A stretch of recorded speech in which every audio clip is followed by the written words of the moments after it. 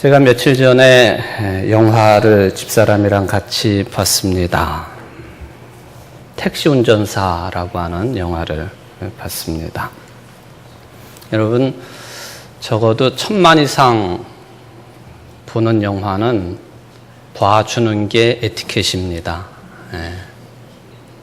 그 시대가 무엇을 말하고 있는지를 살펴볼 수 있기 때문에 저는 봐야 된다고 생각해서 봤습니다. 여러 가지 생각을 하게 되었습니다. 그 영화를 보고 제가 목요일 날 봤는데 그 주일날 1000만 관객이 넘었다고 그렇게 보도를 하더군요. 근데 어제 기록으로 보니까 1117만 550명. 오늘 넘어서면 1200만 명의 국민들이 이제 이 영화를 보게 된다. 그런 이야기가 되겠습니다. 이미 아시겠지만은 이 영화의 내용은 우리 대한민국의 현대사에서 가장 비극적인 그런 그 모습이 주된 내용입니다. 1980년 광주 민주화 운동, 이게 주제입니다. 그 시점을 배경으로 한 영화인데 실제 인물인 택시를 운전하시는 분, 그 김사복이라고 하는 이름인데 그게 실제 이름인지는 저는 확인을 더 해봐야 된다고 보여지고요. 그리고는 이 기사가 서울부터 광주까지 이제 싣고 갔던 그 승객이 있었는데 그분은 독일인 기자였던 위르겐 힌스페터라고 하는 이름의 실제 한 인물이 되겠습니다. 여러분, 광주 민주화 운동에 대해서 여러 가지 정보들을 가지고 있겠습니다만은 제가 볼 때는 왜곡된 내용이 너무나도 많다 하는 것이죠. 요즘에 이제 그런 진실을 밝히기 위한 노력이 여러 차례 있었지만은 제대로 되지 못했기에 다시 시작을 하는 것 같습니다. 저는 적어도 우리 그리스도인들 가운데에 이 광주 민주화 운동에 대해서 왜곡하거나 그동안의 진실을 가리는 그런 말을 스스럼 없이 아무 생각 없이 했던 분들이 계시다고 한다면 정말로 회개해야 된다고 생각합니다. 정말 회개해야 됩니다. 지금 속속들이 그 사실들이 드러나고 있지 않습니까? 저는 이 영화를 보고 그 영향이었는지 모르지만은 닷새 뒤에 꿈을 꾸었습니다. 그 영화 내용이 아무래도 꿈에 영향을 주었던 것 같습니다. 저는 매번의 꿈을 다 기록해 놓지는 않지만 좀 기억될 만한 그런 꿈이 꾸어지면은 꿈 노트에다가 기록을 합니다. 이날 새벽에 꿈을 꾸고 새벽 기도에 참석하고 돌아가서 꿈노트에 2페이지에 걸쳐서 그 내용을 기록을 해 두었습니다. 좀 내용이 그렇게 썩 그 기분 좋은 내용이 아니었습니다. 뭐냐 하면은 그 광주천 상류에서 죽은 시신들이 홍수를 만나가지고 하류로 떠내려 왔는데 그저 대충 헝겊으로 둘둘둘 말아놓은 그 시신들이 이제는 육탈이 되어서 뼈만 남아있는 그 시신들이 그래도 부모들이 헝겊으로 대충 쌓아놓은 그 헝겊이지만 풀어지지 아니하고 광주천이 이제 홍수 끝에 밑바닥이 드러나면서 여러 구의 시신들이 나타난 그런 꿈이었습니다. 살해당한 자식들을 둔 부모들이 제대로 장례식도 치르지 못하고 암암리에 시신 처리를 해가지고 그냥 물에다가 띄워보냈는데 그게 홍수 끝난 뒤에 시커먼 썩은 그 천 바닥과 함께 드러난 마치 구약성경의 에스겔의 해골 골짜기를 연상하는 그런 장면이었습니다. 끔찍한 장면이기 때문에 그 상황을 벗어나려고 애를 썼지만 생각대로 되지를 않았습니다. 매우 힘든 상황이 계속 진행이 되다가 꿈에서 깨게 되었습니다. 저는 이 천에 쌓인 육탈된 시신들을 통해서 저 나름대로 해석을 합니다. 묻혀진 진실이 언젠가는 드러나게 돼 있다. 거짓말하거나 남을 속이거나 의도적으로 왜곡하거나 진실을 가리는 것들이 잠깐 승리하는 것처럼 보이지만 하나님의 역사는 그렇게 흘러가지 않는다. 저 나름대로 신앙적으로 그렇게 이 꿈의 해석을 했습니다. 여러분, 죽을 몸을 통해서도 하나님은 말씀하시는 분이십니다. 또 죽은 몸을 통해서도 하나님은 분명히 말씀하십니다. 하물며 죽은 몸을 살리시는 하나님의 생명의 역사, 이게 어찌 밝히 드러나지 않겠습니까? 오늘 본문 말씀이 그런 뜻을 담고 있습니다. 사도 바울은 로마서를 왜 썼는가에 대한 지필 동기를 로마서 1장에서 언급을 했습니다. 15절에 보면 나는 할 수 있는 대로 로마에 있는 너희에게도 복음을 전하기를 원하노라. 그리고는 17절에 넘어가 보면 복음이라는 게 뭐냐? 복음에는 하나님의 의가 나타나서 믿음으로 믿음에 이르게 하나니 기록된 바 오직 의인은 믿음으로 말미암아 살리라 함과 같으니라. 복음이 뭐냐? 복음의 핵심은 로마서에서 말씀하시기를 오직 의인, 즉 의롭다고 인정받는 것은 믿음으로 말미암아 살리라. 의롭다고 인정받는 것은 믿음 때문에 되는 것이지 그 다른 어떤 것으로 되는 것이 아니다. 로마서 1장 17절 말씀. 이거 우리 개혁교회 신앙을 가지고 있는 모든 그리스도인들은 항상 기억해야 되고 항상 이 말씀의 은혜를 누려야 되고 항상 감사해야 됩니다. 따라해 봅시다. 로마서 1장 17절. 오직 의인은 믿음으로 말미암아 살리라. 이 말씀이 사실은 기독교 역사가 위기를 당할 때마다 집중적으로 조명을 받았던 말씀입니다. 대표적인 때가 그 유명한 500년 전 1517년 독일의 비텐베르크요. 그리고 주인공이 마르틴 루터이지요. 사실 그때까지만 해도 루터는 수도원 생활 또 비텐베르크 대학을 중심으로 하는 교수 생활을 하면서 최선을 다해 내가 어떻게 하면은 죄를 씻음받고 용서를 받고 구원을 받을 수 있겠느냐, 이거에 집중했던 매우 고지식한 원칙을 엄수하는 인물이었습니다. 내 죄를 씻음받고 구원을 받을 수 있는 길은 철저하게 내 몸을 괴롭히는 수행에 있다. 이거에 집중했던 사람입니다.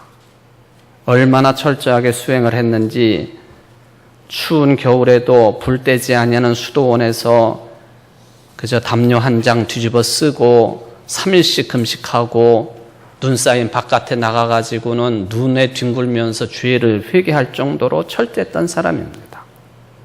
제가 몇 차례 말씀을 드렸습니다마는 그가 고행 성사를 하게 된 스승이요 신부인 슈타우비츠가 있습니다마는 얼마나 하루에도 몇 차례씩 와가지고 내 죄를 고합니다. 이런 죄 저런 죄.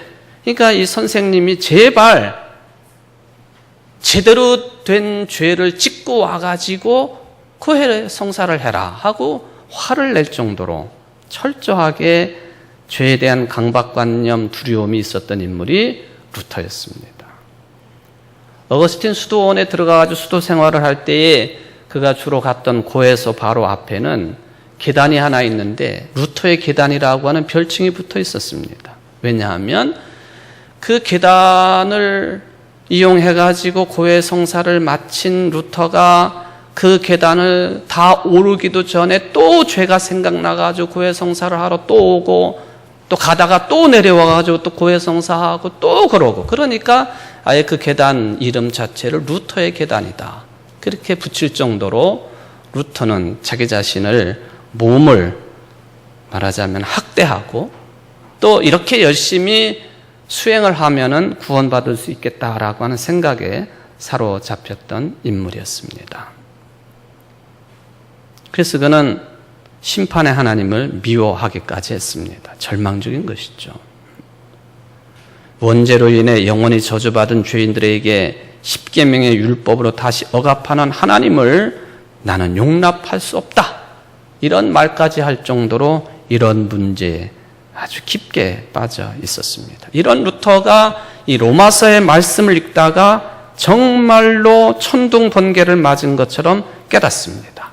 구원받는 것은, 용서를 받는 것은 인간의 의가 아니라 오로지 하나님의 의에 의해서만 가능한 일이다. 다시 말하면 사람의 눈으로 판단하는 것이 아니라 하나님의 눈에 의해서 판단되어지고 죄 용서를 받고 구원을 받는다고 하는 것을 깨닫게 되었습니다. 그래서 그는 5가지 솔라, 이것을 믿음의 근거로 제시를 했지요. 이게 루터 신앙의 핵심입니다. 오직 믿음, 오직 성경, 오직 은혜로만, 여기에 오직 그리스도로만, 오직 하나님께 영광을. 그 이전까지 루터의 이 수행의 강도라고 하는 것은 현재 우리가 상상할 수 없을 정도의 아주 강한 수준이었다고 하는 것을 기록을 통해 찾을 수가 있습니다. 그때가 16세기. 물론 수도원 운동이라고 하는 것은 3세기경 정도부터 시작이 됩니다. 그때의 정보는 그렇게 많지 않고 정확하지는 않습니다. 적어도 4세기 정도의 수도원 생활부터 우리들이 정보를 그나마 가질 수 있는 내용이 되겠습니다만은, 당시에 이 북아프리카 지방의 아마 사하라 사막이든지 하여튼 사막 지역으로 이 신앙인들이 나가가지고 거기서 수도 생활을 한 것이 수도원의 첫 출발이지요. 근데 당시에는 수도사 중에는 어떤 인물들이 많았느냐 하면은, 이게 좀 말하기가 좀 그렇기는 합니다만은, 이 사회에서 하류계층 사람들이 많이 수도사를 했습니다. 문맹자들이 많았다는 것이죠. 또는 어떤 수도사들은 경제적으로 파탄 지경에 떨어지게 되니까 도망을 친 사람들, 군대를 가야 되는데 군 징집을 거부하고 도망친 사람들, 도망친 노예들, 이런 사람들이 그때 3, 4세기 수도원이 처음 시작되었을 때 사막을 중심으로 한 수도원 생활의 주인공들이었습니다. 한때 우리나라도 이게 광주 일하고도 관련이 있습니다만은 삼청교육대 여러분들이 다 기억하실 겁니다. 이 삼청교육대를 그냥 걸리면 무조건 삼청교육대 보내는 그런 시절이 있지 않았습니까? 그때 그냥 이렇게 깍두기 머리로 지냈던 분들이 많이 산속으로 도망을 갔는데, 그분들 가운데 많은 분들이 절로 숨어 들어갔고, 그게 어떻게 하다가 보니까 승려가 된 사람들이 많아요. 여성분들은 잘 모르겠지만 남자들 가끔 공중 목욕탕을 가보면은 분명히 스님이신데 온 몸이 그냥 뱀으로 뚫뚫뚫 말려있는 분들 계시잖아요.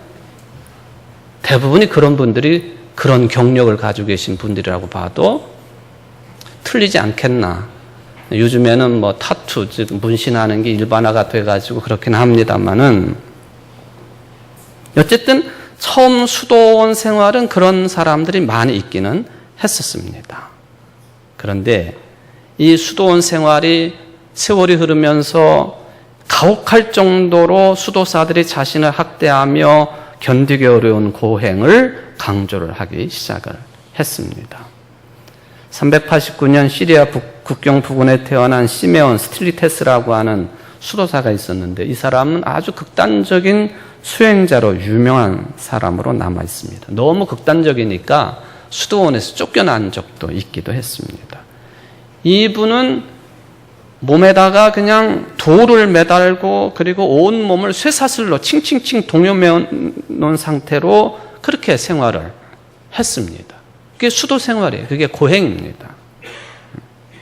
그러니까 온몸을 꼼짝을 못하니까 벌레들이 그냥 달려들어가지고 온몸에 벌레들이 그냥 득실거렸다고 하는 그런 기록이 있습니다. 나중에 이분이 안디옥에 있는 곳에서 살았는데, 근데 그냥 평범한 삶이 아니고 돌기둥 돌기둥 위에 올라가서 생활을 합니다. 일상생활을 돌기둥 위에서 한 거예요. 처음에는 3m 높이의 돌기둥 위에 올라가 있다가 나중에는 그 6배나 되는 18m 정도 되는 돌기둥 위에서 살았습니다. 그 돌기둥이 끄트머리가 사방이 2m 정도 되는 넓이의 그런 공간이 있었는데 거기서 하루에도 1244번씩이나 엎드렸다 일어났다 엎드렸다 일어났다 이 일을 마치 삼보일배를 하듯이 그렇게 그 18m 위에 좁은 공간에서 하루에도 1000번 이상씩을 엎드려서 기도하고 일어섰다 하는 일들을 반복을 했다. 거기 설교도 하고 또 환자들을 말로 치료하기도 하고 그렇게 37년을 살다가 459년에 죽은 것으로 기록에 남아 있습니다.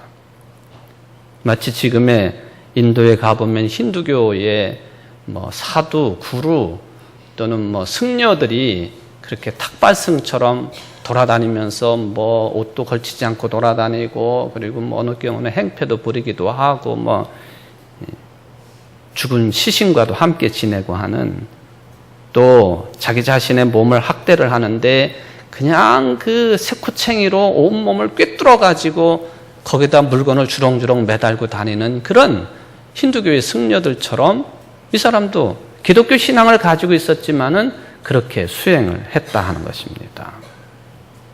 그런데 수도사들의 고행 가운데 참 아이러니하게도요. 그렇게 그런 모습으로 고행을 한 사람들도 있지만 수도사들이 힘들어했던 그런 수행 가운데 하나가 뭐가 있었느냐 하면은 성경을 필사하는 일이었습니다.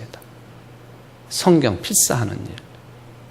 당시 인쇄술이 발달되지 못했으니까 일일이 사람 손으로 성경 말씀을 베껴내는 것이죠.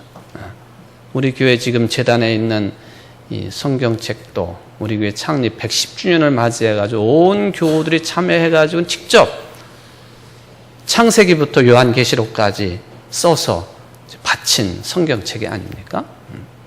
근데 옛날에 성경 필사는 고행 그 자체였습니다. 양이나 송아지나 염소 가죽을 종이처럼 만들어가지고 거기다가 까다로운 작업을 해야 됐습니다. 펜촉이나 잉크나 칼, 지우개, 각도기, 자아 같은 것을 옆에다 놓고 필사할 성경책을 앞에다 놓고 그렇게 성경을 필사를 하는 그런 과정을 거칩니다.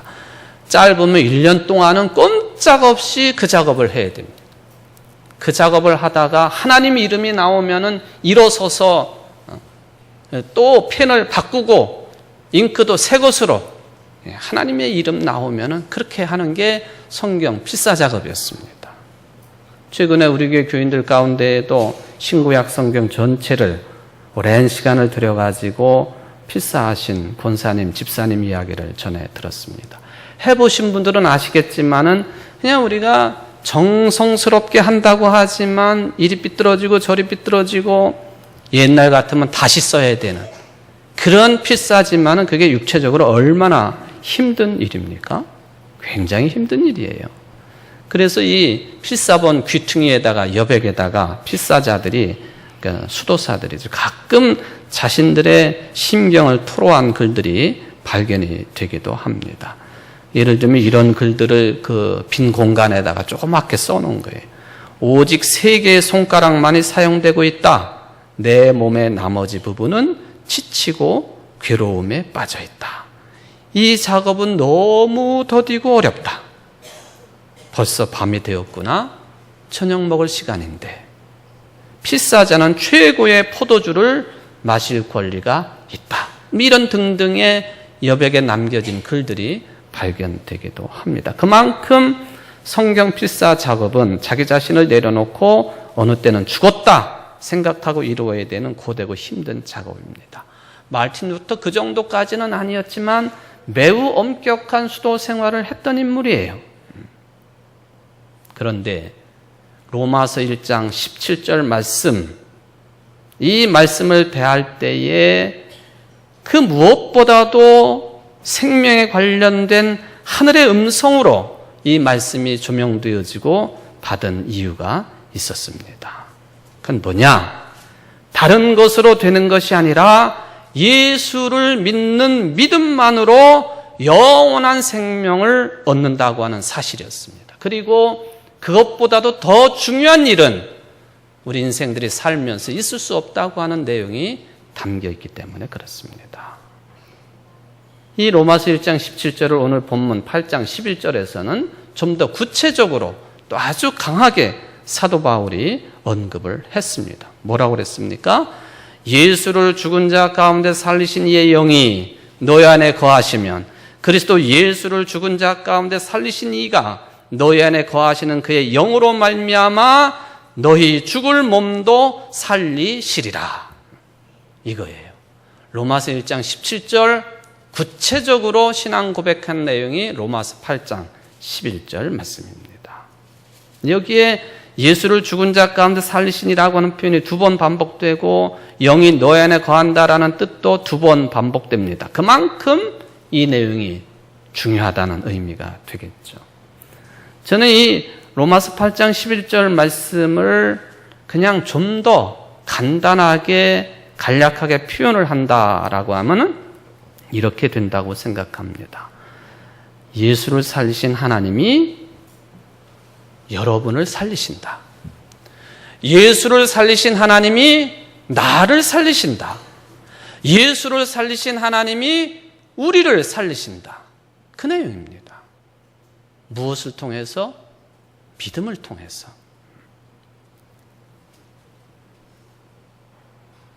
여러분, 산다고 하는 것과 죽는다고 하는 차이가 무엇일까요? 여러분 살면서 무엇이 제일 두려운 일입니까? 저는 목사지만 솔직히 오늘도 장례식을 치러야 되고 이번 주간에도 장례식을 여러 번 참여하고 또 진행도 하고 했습니다만은 솔직히 이 죽는 것이 아직은 두렵습니다. 죽음이 아직은 내 문제가 아니라고 생각되는 때가 더 많은 것 같습니다. 어쨌든 무엇보다도 죽는다고 하는 문제, 우리 인간들이 풀기 어려운 문제임은 분명합니다. 그런데 예수님께서 이렇게 말씀하십니다.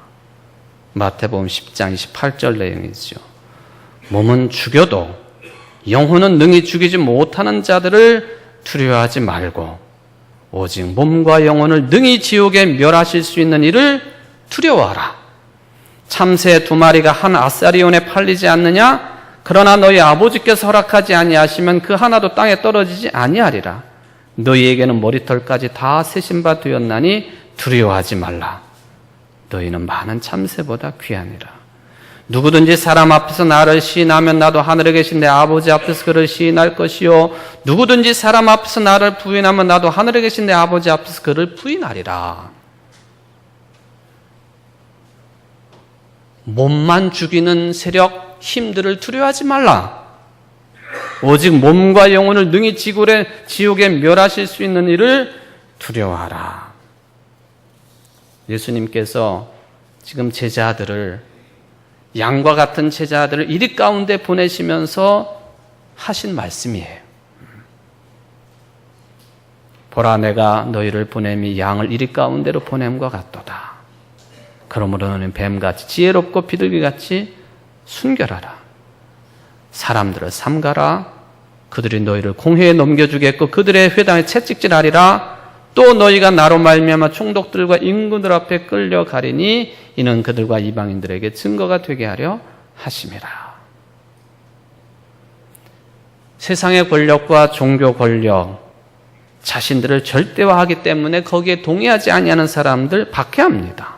여러 방법으로 불이익을 줍니다. 마녀 사냥하듯이 모함 씌웁니다. 블랙리스트 만들어 괴롭힙니다. 회유를 합니다. 지적적으로 신체적인 폭행을 가합니다. 죽이기까지 합니다. 정말 두려운 일이죠. 초대교회가 로마 제국의 힘 앞에 있는 현실적인 모습이었습니다. 그런데 예수님이 그런 세상으로 가야 되는 제자들에게 몸을 죽이는 그런 세력이지만 저들은 결단코 영혼은 죽이지 못한다. 그러니 저들을 두려워하지 말라고 주님께서 친히 말씀을 하십니다.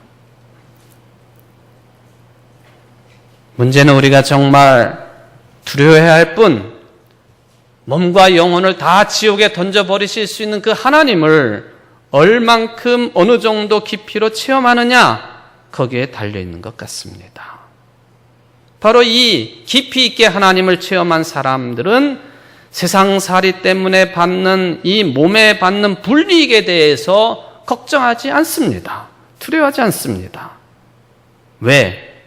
생명의 주인 되시는 절대적인 하나님 체험이 그 사람을 사로잡기 때문에 그렇습니다. 절대 두려워하지 않습니다.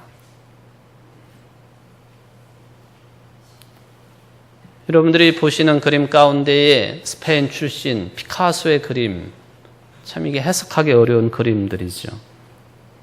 큐비즘이라고 불리는 입체파의 대표 화가입니다. 이분 그림 가운데 게르니카라고 하는 그림이 있습니다. 굉장히 큰 작품입니다.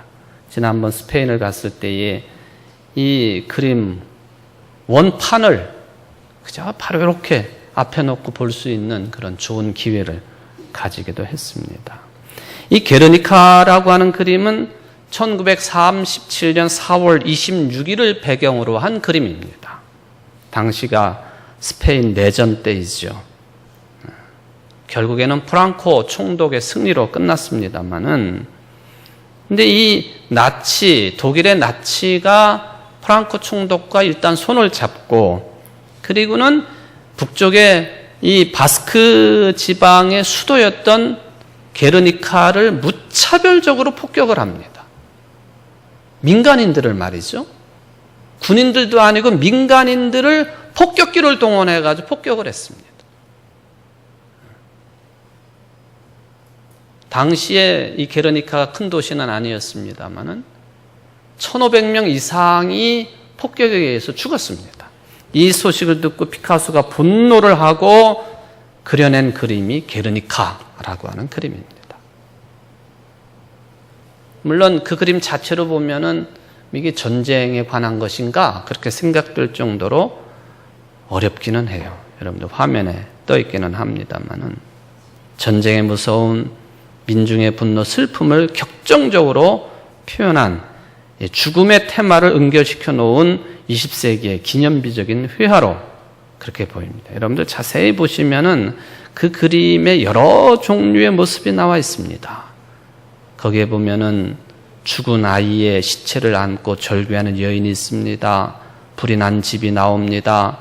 멍하게 서 있는 황소의 머리가 보입니다. 부러진 칼을 쥐고 쓰러진 병사가 있습니다. 광기에 울부짖고 있는 한가운데에 있는 말이 있습니다. 영문도 모른 채 낫에 찔려서 고통스러워한 상처 입은 말도 있습니다. 여자들이 절규를 합니다. 목이 분리돼 버린 시신도 나옵니다. 이 전쟁터에서나 볼 수 있는 그림의 내용이에요.